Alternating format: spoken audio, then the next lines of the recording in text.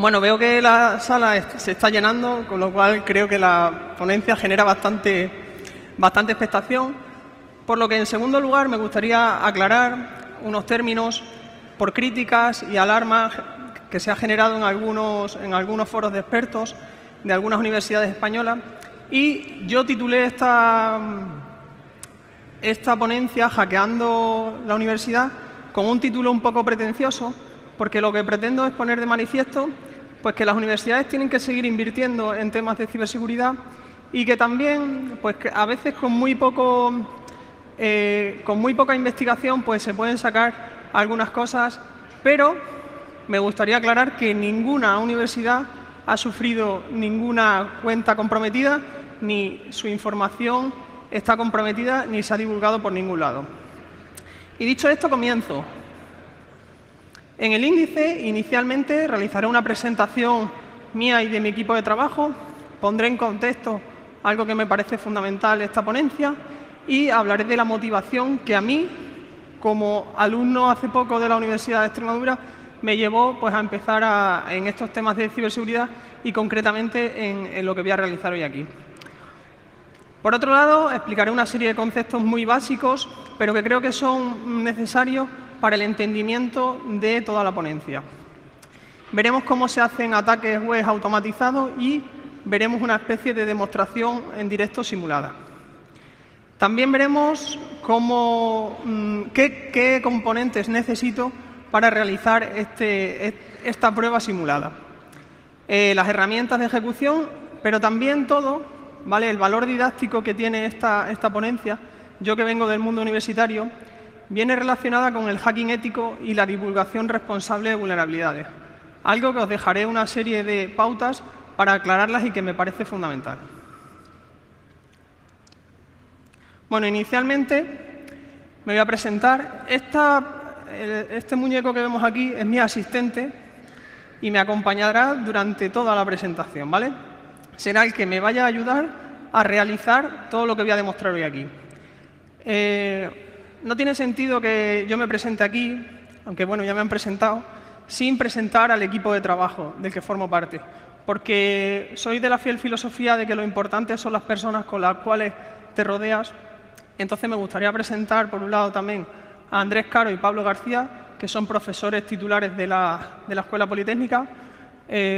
Andrés es director de la cátedra Vuenet UX, en la que junto a la empresa Vuenet tratamos temas de metodología de desarrollo seguro, y Pablo García es director de la Escuela Politécnica. Por otro lado, tenemos a José Andrés Félix y a Ángel Quesada, que son de la propia Vuenet, de la propia empresa de servicios tecnológicos Vuenet, y son los que nos permiten que nuestra investigación tenga una transferencia de conocimiento directa.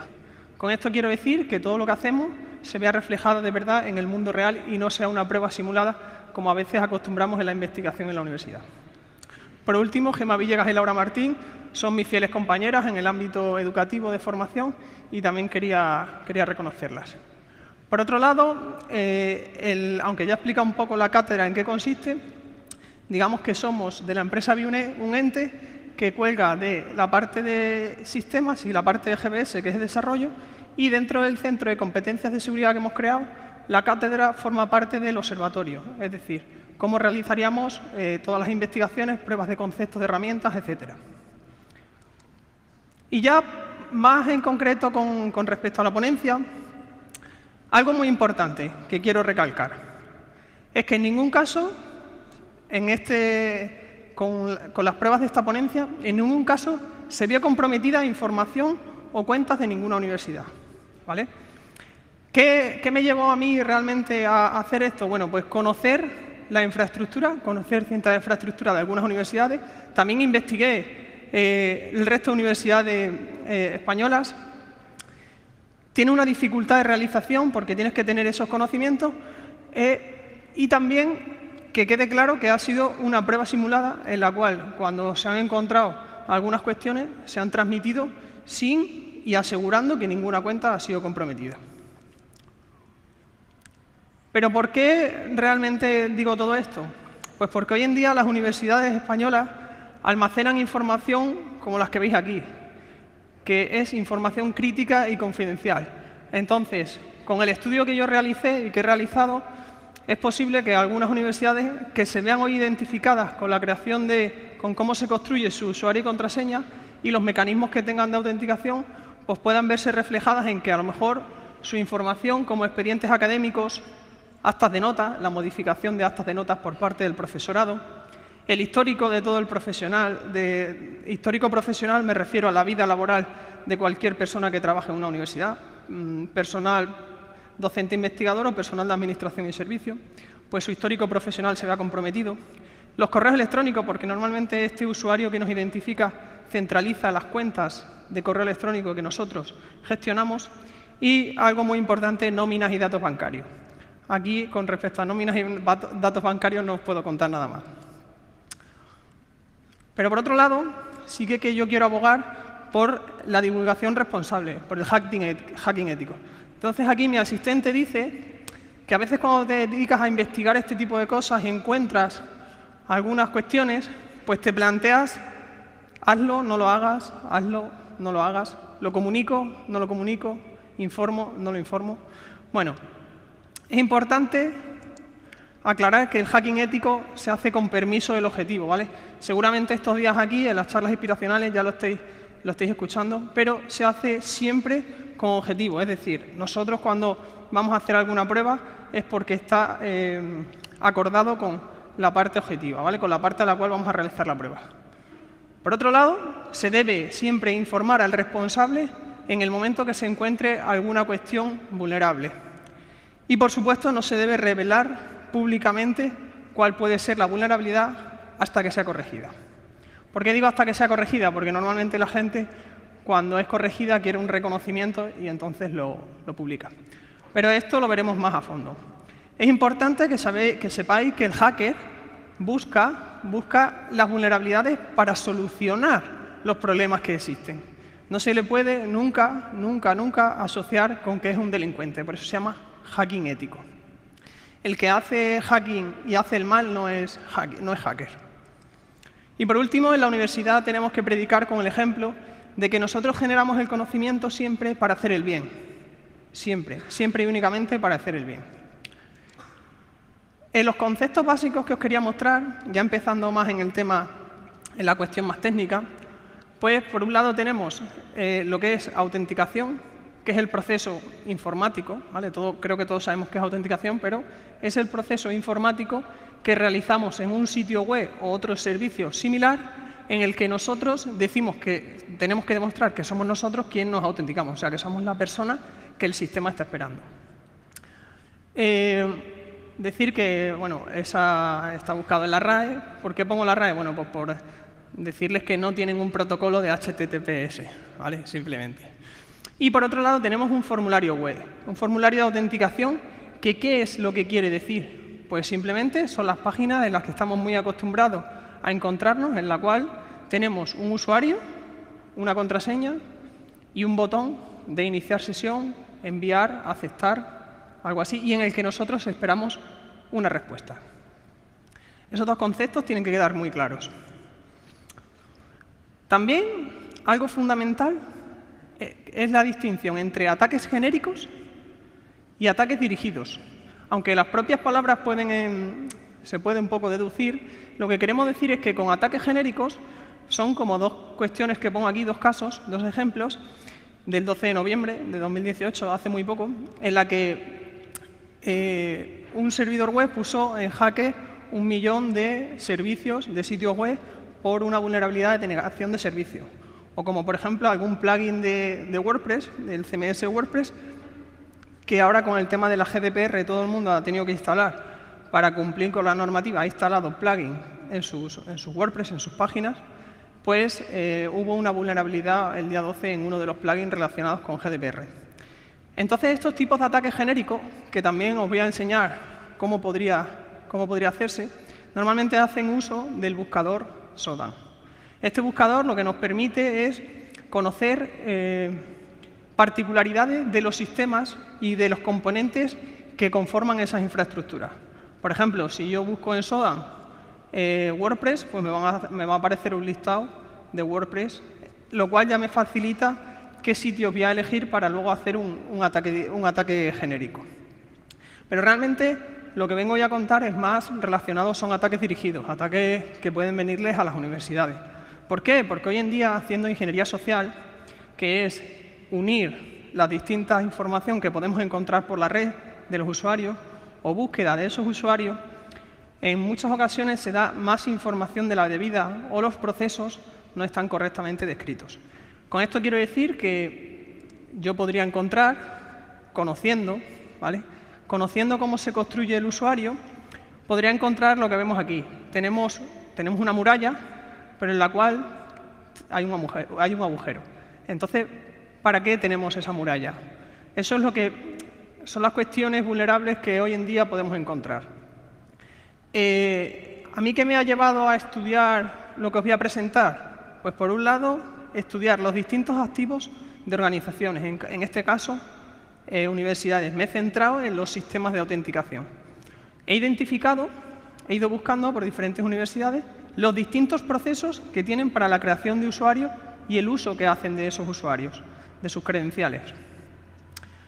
He llegado, tras el análisis de esa información, a detectar que pueden estar en jaque algunas universidades que no tengan bien los sistemas diseñados. ¿A qué me refiero con esto?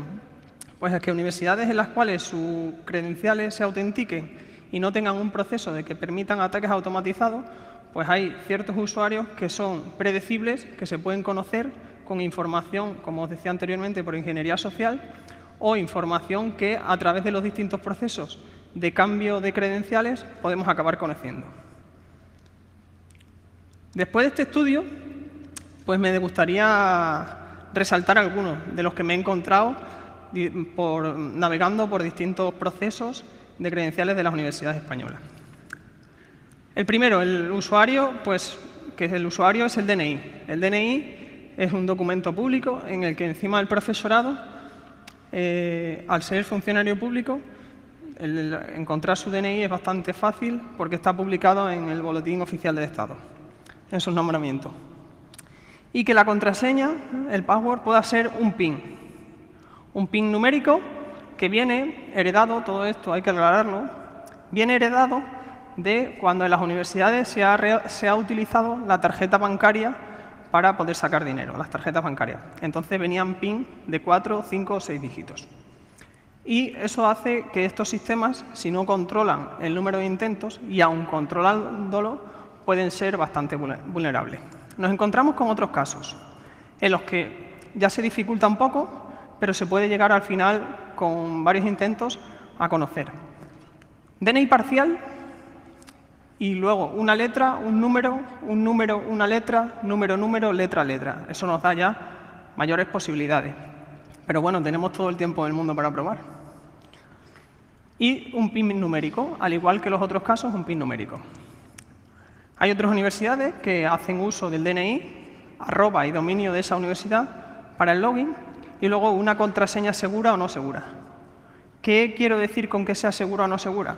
Pues me refiero a que cuando tú realizas el proceso no te obliga a que la contraseña sea robusta. Entonces cualquier usuario puede poner contraseñas que no sean robustas y fácilmente hackeables con un diccionario, que veremos posteriormente que es un diccionario. También nos encontramos con otro tipo de universidades que tienen un usuario, ¿vale? Un usuario que dan al estudiante o al profesorado, más arroba y el dominio de la universidad. Pero en este caso el usuario es predecible, ¿vale? Sabiendo el DNI de una persona y su fecha de nacimiento, lo cual solo tengo que ir a Boletín Oficial del Estado y a Facebook o LinkedIn, prácticamente, puedo conocer ese usuario. Con lo cual ya digamos que estamos facilitando las cosas. Y otros casos en los que distinguen si tienes DNI y eres español o si tienes NIE y eres extranjero. Si tienes DNI, te ponemos una E delante del usuario y si tienes NIE, pues una U y después una letra. En este caso, esta universidad, si tiene una contraseña segura, obliga a que sea una contraseña segura. Bueno, dicho esto, universidades que se puedan ver identificadas y no tengan los sistemas de autenticación realmente diseñados para ataques que puedan ser automatizados podrían estar en algún problema.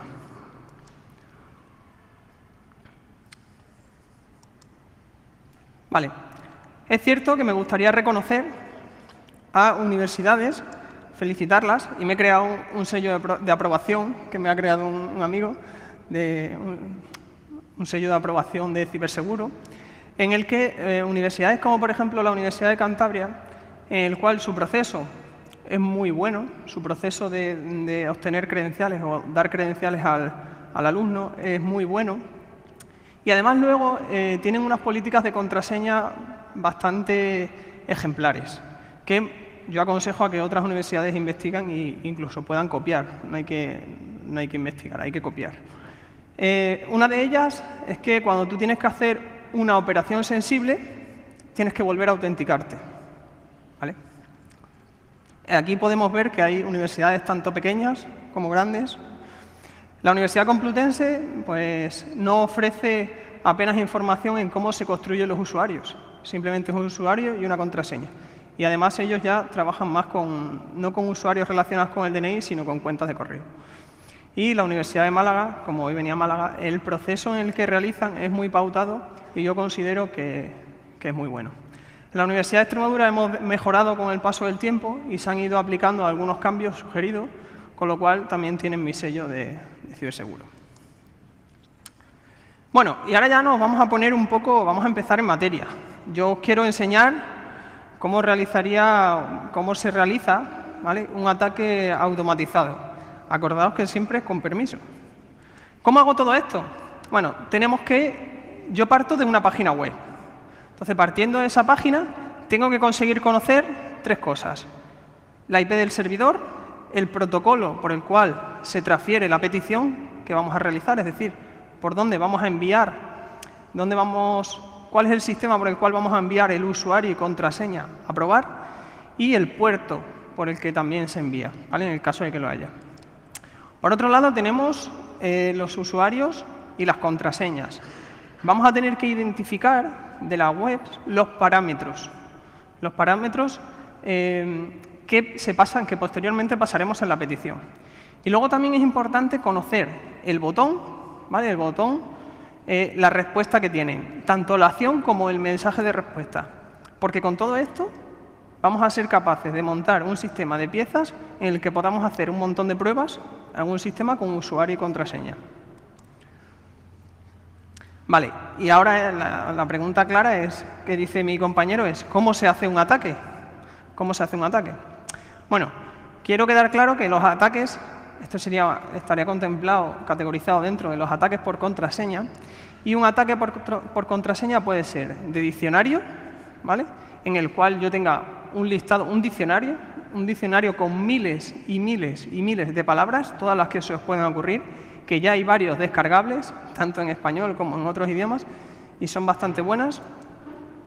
Phishing de contraseña, es decir, lo que intentan muchos correos que nos llegan, que es suplantar la identidad de entidades confiables, ¿vale? Y hoy lo que vamos a hacer un poco aquí, que es un ataque por fuerza bruta, probando todas las combinaciones. Vale, entonces, como vamos a probar todas las combinaciones, pues nosotros necesitamos, por un lado, saber los usuarios. Entonces, vamos a poder partir de un usuario que, aunque aparezcan aquí esos usuarios, esos son DNI reales con su letra real, ¿vale? No sé si esas personas están vivas o no, pero son DNI reales que yo puedo generar mediante un script, ¿vale? Para que os hagáis la idea. Y por otro lado, las contraseñas. En este caso, los que hemos visto que eran un PIN numérico, pues tenemos un PIN numérico de hasta 6 dígitos. Bien, ¿qué nos falta? Porque ya más o menos conocemos algunas cuestiones, pero ¿qué nos falta? Porque yo os he dicho que tenemos que buscar dentro de la página algunas cuestiones, ¿verdad? ¿Cómo lo vamos a buscar? Pues nuestro compañero tiene en la mochila una extensión de Google Chrome que se llama Tamper Chrome. Pues con esa herramienta lo que vamos a es obtener los parámetros, ¿vale?, como os decía antes, del servidor ya concreto, el puerto y el protocolo de transferencia. ¿Para qué? Pues para que posteriormente analicemos en esa misma página la respuesta que nos da la URL, los mensajes porque vamos a necesitar el mensaje de cuando nos logamos, si nos dice que es usuario correcto o si es incorrecto, y también vamos a necesitar la URL de la página y otra información. ¿Qué quiero decir con esta otra información? Me ha ocurrido un caso cuando estaba haciendo la investigación en la que he probado algunas cuestiones y cuando falla esa autenticación, el servidor te da multitud de información que no deberías conocer y que te facilitaría este trabajo. Por eso creo fundamental que estudiar esa otra información que hay cuando el sistema falla también es muy importante. Pero nosotros, de momento, tenemos que conocer estas 5 cuestiones, ¿vale? Acordaos que ya previamente tenemos los usuarios y las contraseñas generadas, bien con un script o bien de forma online con algunas herramientas que hay. ¿Cuál es el objetivo de todo esto? El objetivo es que vamos a tener que construir una cadena que vaya asociada a la petición. Es decir, vosotros estáis acostumbrados a ver arriba la URL, pero por debajo, sin verlo, cuando nosotros hacemos acciones y enviamos formularios, se envían una serie de parámetros. Pues esto es lo que nosotros tenemos que construir, esos parámetros acorde a cómo está diseñada esa página. Si la cadena, el identificador de usuario es ID user, vamos a tener que identificarlo en la petición. O si es contraseña, vamos a tener que investigarlo. Todo eso, por supuesto, debe de ir concatenado. Por eso, las primeras partes que vemos de la ampersand. Pero lo vamos a ver de una forma más detallada. Bueno, ¿y qué vamos a utilizar para esto? Porque dices, bueno, esto al final conlleva mucho tiempo, conlleva muchísimo tiempo, ¿no? Bueno, no conlleva tanto. Tenemos aquí una herramienta, no sé si la habéis podido apreciar en la presentación, ha pasado desapercibida porque está escondida, estaba ahí escondida, que es Hydra, que es nuestro dragón de 3 cabezas, ¿vale? Que es el que va a realizar todo el trabajo por nosotros. La dinámica del ataque por contraseña es así, es usuario con la clave 1, usuario con la clave 2, de todo el listado que yo he generado. De esta forma, le damos a la rueda y empezamos a probar, ¿vale? Esa es la forma de realizarlo, un ataque por fuerza bruta. Bien, y ahora mi compañero dice que cree que ya puede empezar, porque tiene todo. Entonces, voy a entrar en explicar de forma más detallada cómo construiríamos con la herramienta Hydra este ataque, esta prueba. Bien, perdón. Como vemos, Hydra consta de 5 pestañas, ¿vale? Que tendremos que ir pasando por cada una de ellas, rellenando las cuestiones que al final hagan crear a la petición para que la petición sea correcta y el servidor pueda aceptarla. Bien, ¿qué nos importa de esta imagen que os pongo? Pues por un lado, esas dos opciones. Uno es para crear múltiples objetivos. Esto de múltiples objetivos, ¿cuál es su objetivo? ¿Os acordáis cuando os he detallado cómo se realizan los ataques genéricos? Pues ahí pondríamos el listado de todos los objetivos a los que vamos a atacar. Y por otro lado, como en nuestro caso, pues un único objetivo. Cogemos ese sistema de autenticación, su servidor, y lo colocamos ahí. Ya lo teníamos previamente. Seguidamente tenemos que configurar el puerto y el protocolo. En este caso, en la prueba simulada que nosotros hicimos, era el puerto 443, muy conocido, y el protocolo HTTPS POST-FON. ¿Vale? Hay multitud de protocolos, ¿vale? Se pueden realizar ataques por SSH, por FTP, por VNC, MySQL. Esta herramienta nos permite estos, bueno, y muchos más que no he querido mostrar. Bien, pasamos ya al siguiente paso. Ya conocido esto, conocemos el servidor, conocemos el puerto, conocemos el protocolo de envío de esa petición, pues continuamos. ¿Y los datos que he generado? ¿Os acordáis que teníamos los ficheros, por un lado, de los usuarios y por otro lado de las contraseñas? Pues este es su lugar. Por un lado, podríamos poner la lista de usuarios, que nosotros, como es dirigido y lo estamos haciendo ante un solo usuario, solo vamos a poner un usuario. Y por otro lado, el listado, el archivo con todas las contraseñas generadas. Aquí ya podríamos empezar a darle la rueda, que ese es el objetivo, darle la rueda. Bien, tendríamos por ahí las contraseñas. Hydra también nos ofrece la posibilidad de probar con una contraseña, no con un listado de contraseñas y con un usuario. Pero bueno, creo que no es el objetivo más frecuente de su utilización. Bien. Y es importante que seáis cuidadosos, ¿vale? Recordad que estamos realizando una prueba simulada en forma de ataque. ¿Qué quiero decir con esto? Pues que nos permite configurar tanto los hilos, ¿vale?, como el timeout, el tiempo de espera entre peticiones que nosotros vamos a darle al servidor. Bueno, ¿esto qué quiere decir? ¿Vale? Porque hay que explicarlo bien. Bueno, el número de hilos en ejecución son el número de veces que prueba de una vez. Es decir, si yo selecciono 10 hilos, va a enviar 10 peticiones a la vez, ¿vale?, cada una con un usuario y la contraseña distinta. El mismo usuario, pero las contraseñas distintas. Y por otro lado, es importante que investiguemos el timeout, es decir, el tiempo de espera del servidor.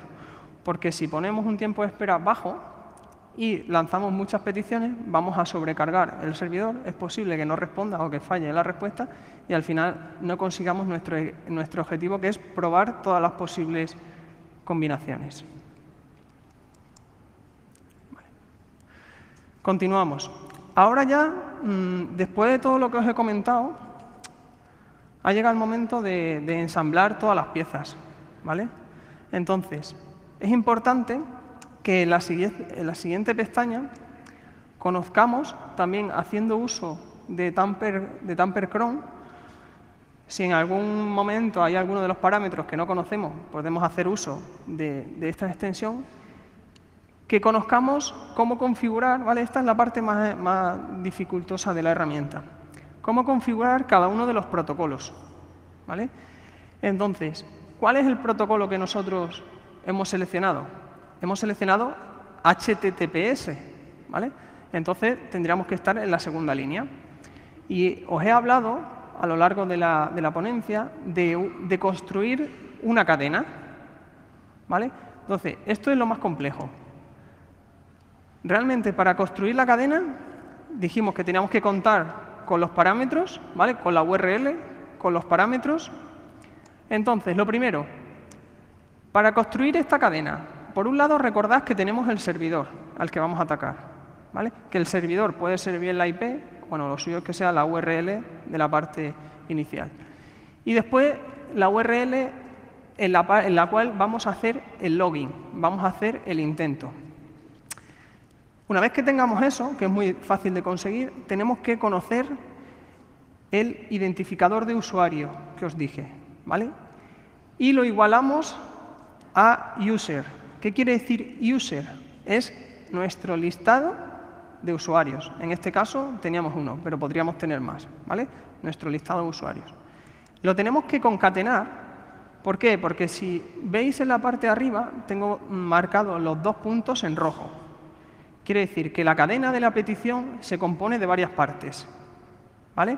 Por un lado va la URL, pero después el usuario y la contraseña van concatenados en la misma fase, en la misma sección.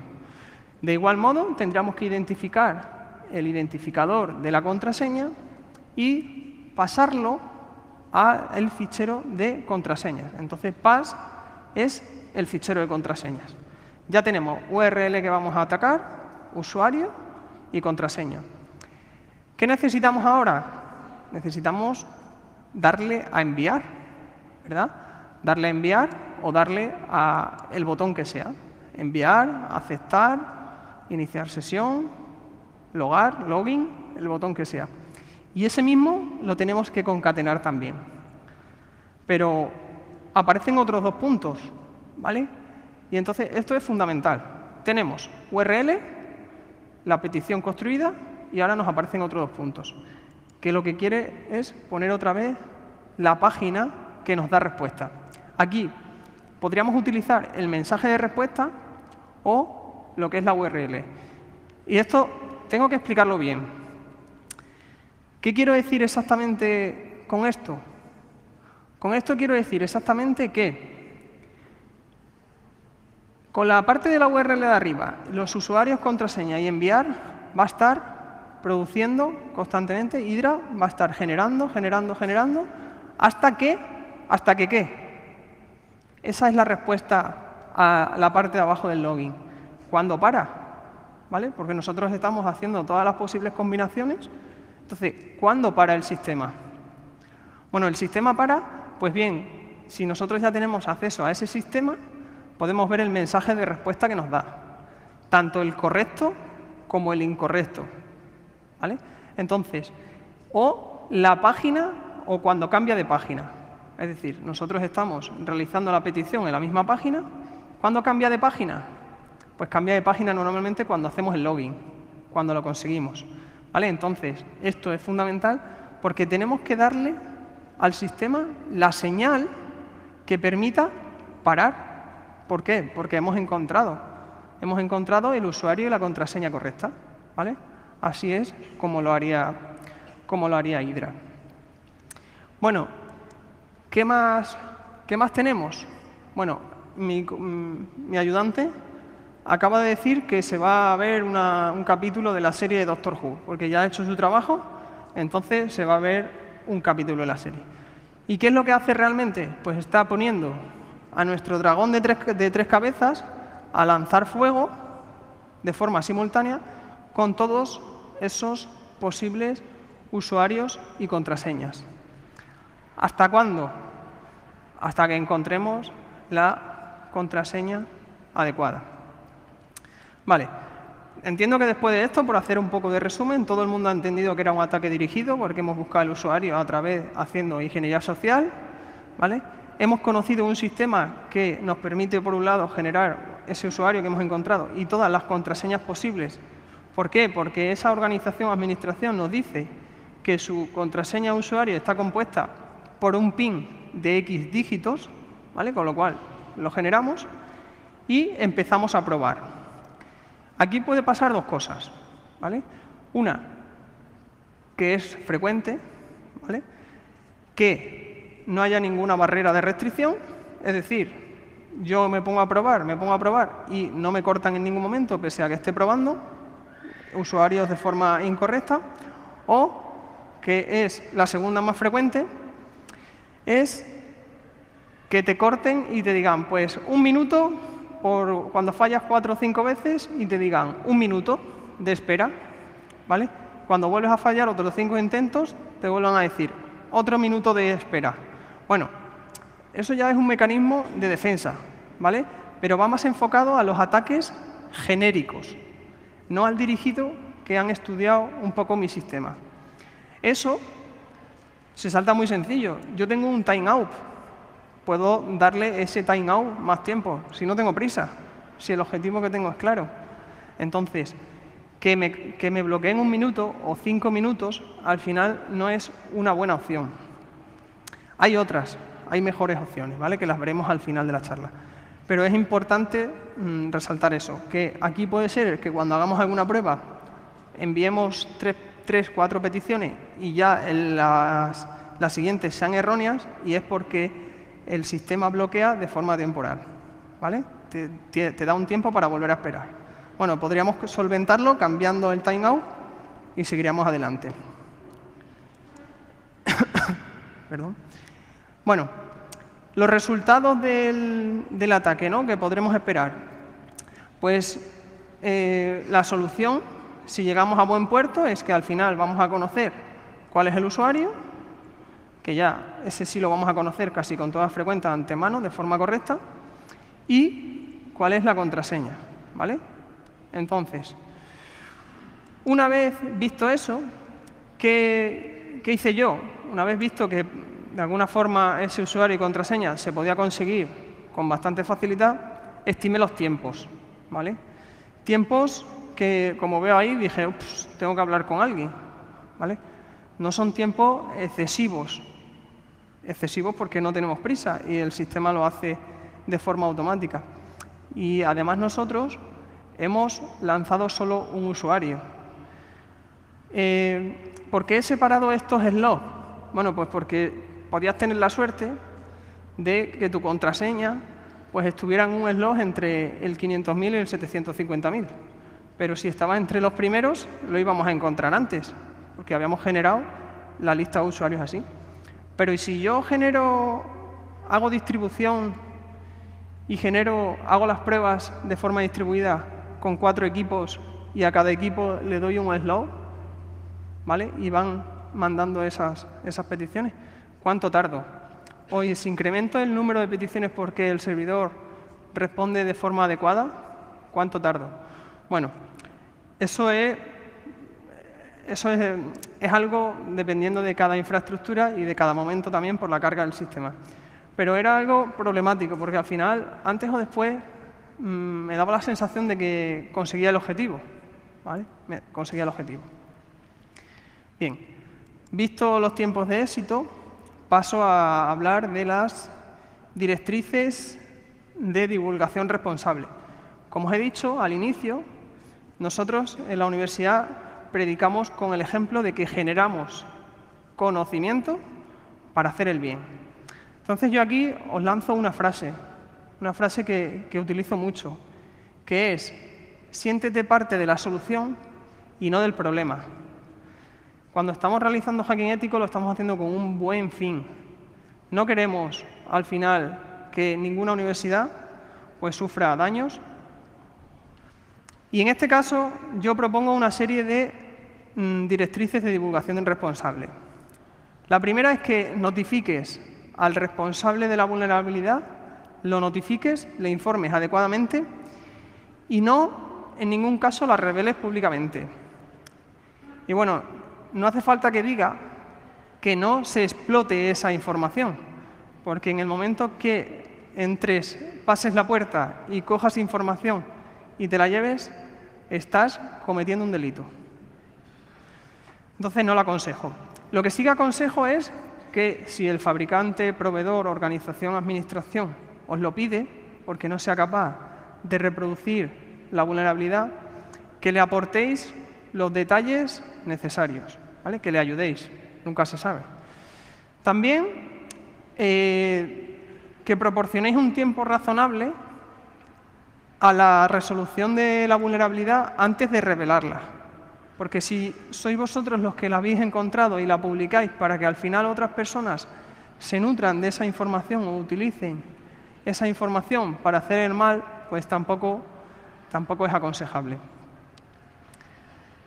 Que ayudéis a reproducir la vulnerabilidad. Es cierto que cuando personas con conocimientos muy técnicos, muy expertos, y aquí en Cybercam os estaréis dando cuenta que la gente de Málaga sois unos afortunados por contar con este evento aquí, con gente que entiende, pues seguramente en cuestiones de ciberseguridad más que los que hay en muchas organizaciones del resto del país, pues muchas veces no son capaces de llegar a reproducir esa vulnerabilidad, ¿vale? Pues si vosotros ya lo sabéis, ayudadles. Protege y respeta los recursos y la información del usuario. ¿Por qué digo eso? Porque si realmente no respetáis esa información y la utilizáis para hacer el mal de alguna forma, pues al final los perjudicados vais a ser vosotros. Y bueno, esta parte es importante, ¿eh? Aquí mirad. Revela públicamente la vulnerabilidad si no es corregida. Es cierto que a lo mejor hay fabricantes en los cuales tú quieres ayudarles y ellos no te hacen caso. Entonces, el revelarlo genera controversias, porque yo ya lo he desaconsejado previamente. Pero es cierto que al final los hackers quieren un reconocimiento cuando encuentran una vulnerabilidad y la quieren publicar. De hecho, el publicar una vulnerabilidad tiene un rasgo positivo, y es que sabes que al final se va a arreglar, ¿vale? Entonces, estás haciendo tu objetivo, que es conseguir el bien, ¿vale? Lo malo sería explotarlo. Bueno, aquí, como os decía anteriormente, lo fundamental es la frase que os pongo, que os sintáis parte de la solución y no del problema, ayudando a resolverla. También, como no podía ser de otra forma, ya que me he dedicado a investigar diferentes sistemas de autenticación de universidades, los procesos que tienen también de recuperación de credenciales, pues quiero proponer una serie de mejoras, ¿vale? La primera de ellas es que a la hora de hacer el login se haga utilización de captchas. Bueno, para los que no podáis saber qué es un captcha, el nombre técnico, es aquello por lo que Google, ¿vale?, por el reconocimiento de imágenes de Google, os hace que busquéis autobuses, bocas de incendio, señales, escaparates, ¿vale? Pues eso es un captcha, cuando tenéis que buscar ahí. O otros sistemas os lanzan una serie de números y letras ilegibles que dice probar intento, volver, poner otro, hasta que te sale uno que es más o menos que puedes dar con él y ponerlo correctamente. Bueno, eso es un captcha.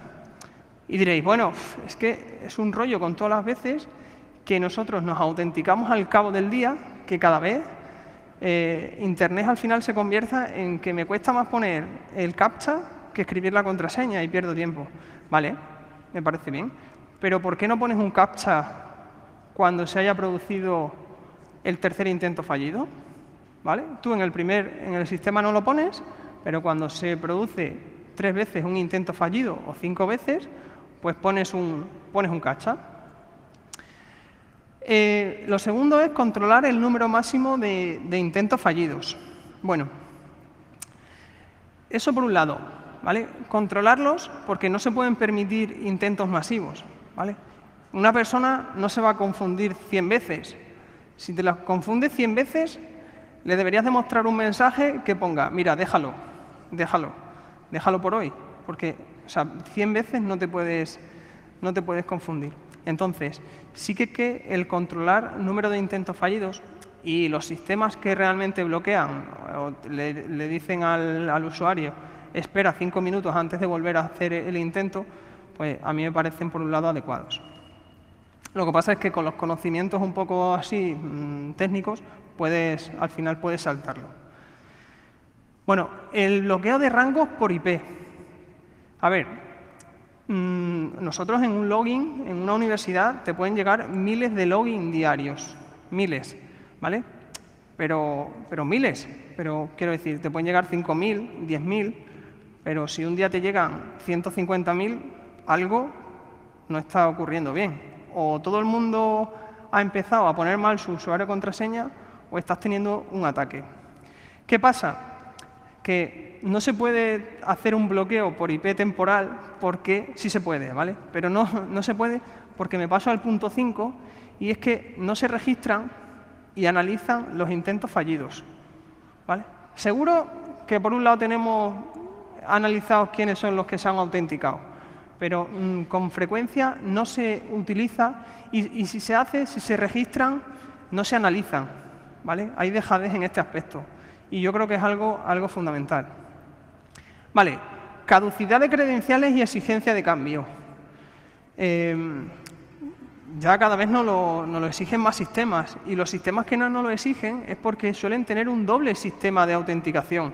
Pues a lo mejor con contraseña y después te mandan un PIN al móvil, como por ejemplo las cuentas de Gmail, si tenéis activada el doble factor de autenticación.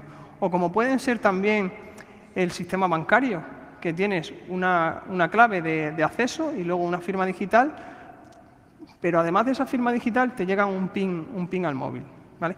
Entonces, a lo mejor cada año, al inicio de curso, las universidades, yo creo que además sería una práctica que fomentaría el empiezo de nuevo. Ahora es cuando empieza el curso, cuando me obligan a cambiar la contraseña, ¿vale? Pues que hubiera una política de credenciales y exigencia de cambios de contraseña. Por supuesto, robustas. Y por último, el paso 6, un doble factor de autenticación en operaciones sensibles. Yo creo fundamental que cuando un profesor pone un acta y le da a enviar ese acta a sus notas, creo fundamental que debería haber un doble factor de autenticación para controlar eso. Y así estoy seguro que evitaríamos muchos problemas que hemos tenido en nuestro país aquí atrás a la hora de las actas de las notas. Esos cambios quedan registrados, ¿vale? Pero yo creo que se debería de informar, al menos con un correo al profesor, a su mismo correo, decirle, estás modificando el acta de notas, ¿vale? Y si se informa al alumno, mejor, pero bueno, es que a lo mejor puede ser el alumno el que esté cambiando las notas, entonces eso no vale del todo. Bueno, estas pautas de mejora yo las hago desde mi conocimiento y buen hacer, y espero que mucha gente que hoy pueda estar viéndolo y se haya visto asustada por el nombre de la ponencia, pues si quiere las acate. Y bueno, estoy finalizando. Ah, se me ha olvidado una cosa. Claro, tenemos las universidades que te bloquean la cuenta, ¿vale? Que te dicen, pues has metido 3 veces tu usuario y contraseña mal. Bueno, pues te vas al dique seco durante un día. Eso es una denegación de servicio. Si yo tuviera una asignatura suspensa, ¿vale? Y supiera el usuario de ese profesor, todos los días a las 12 de la noche metería el usuario y contraseña erróneo para que ese día al profesor le bloqueara la cuenta hasta el día siguiente y no pudiera poner las notas, ¿vale? Eso yo no lo aconsejo porque al final se convierte en una denegación de servicio. Estás poniendo una barrera y denegándole el servicio por no controlar este tipo de cosas de otra forma. Bueno, y como os decía, ha sido un placer para mí poder estar aquí hoy en Cybercamp. Espero que después de la controversia un poco generada por el nombre de la ponencia, haya gente que está mucho más tranquila y esa incertidumbre que ha podido generar, reitero mis disculpas, pero me gustaría aclarar de verdad, de forma honesta, que ninguna universidad ha visto comprometidas sus cuentas ni su información, que pueden estar tranquilas. También estoy abierto a otras posibles universidades que quieran hacer un análisis de ello o unas pautas de mejora, pues que se puedan poner en contacto. Y nada más. Muchas gracias a todos. Disfrutad de Cybercamp, que esto solo ocurre una vez al año y no ocurre en todos los sitios. Gracias.